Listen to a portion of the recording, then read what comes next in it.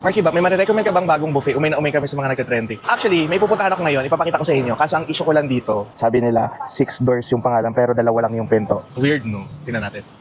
Ayan, no? Di ba? Sabi ko sa'yo, 2 doors, sabi nila 6. Hi mga Divels! Andito tayo ngayon sa 6 Doors Buffet sa may Mall of Asia, dito sa may Coral Drive. Itong 6 Doors Buffet ay international buffet. Meron silang in-offer na 14 international dishes everyday. Nagpapalit-palit yun. Meron silang Japanese, Mediterranean, Asian, Korean, Chinese, Thai, Vietnamese, American, and Italian food. So, Pampanga na lang at saka Batanggen yung pagkain ang wala dito.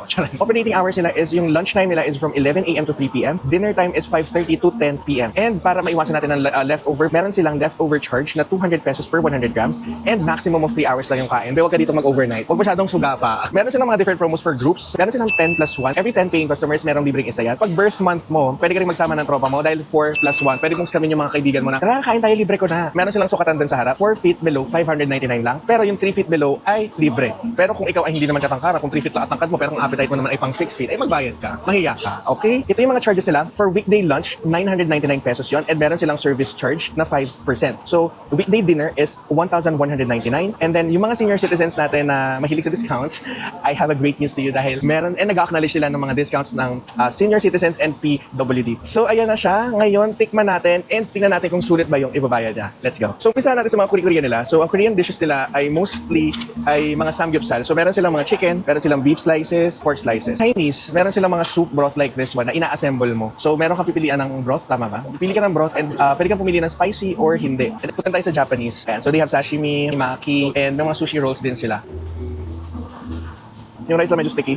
And ang maganda sa kanya, na-hold yung shape niya talaga. And yung nga, tempura. How I wish medyo crispy pa yung pinaka-tempura. Baka siguro dahil naka-post na kasi lang. Pero tempura sauce, medyo watered down ang lasa niya for me. Wala ka na saltiness. May mga dumplings din sila tulad ng hakaw, shark's fin, and Japanese dim sum. Masarap din. Kaya natofend sa akin yung mga dim sum. So they also have mga dishes na pwede mo ipaluto. Like this one, this is food boil something. Parang siyang buttered seafood na tinimpla sa seafood boil. Sila mga fish tulad nito. And may mga carving stations din sila. Tulad ng mga beef slices, roasted beef. Ligyan natin yung sample. Chicken dam, parang siyang cured meat. Baka hindi tayo matapos pag isa-isahin ko titikman yung pagkain nito. But overall, if value for money ang usapan, napa-value talaga money nyo. Kasi ang daming options na available dito. Talagang sulit yung pera nyo. Kasi what I like about is yung pinaka, parang mga hinahanap mo usually sa mga buffets international, yung mga best sellers yung binibigyan nila. Ang gusto ko sa kanila, yung dessert station nila, may mga kakanin, yung mga puto, ang dami nilang desserts from brownies, cookies, mini cakes, tapos may chocolate fountain din sila. Meron silang cereals, beer station, halo-halo station, juice station, LRT station, ice cream, pizza, and all. So, kayo na lang mapagod kumain. So overall, if ako tatanungin, ang 6 Doors Buffet ay Marky Bap approved.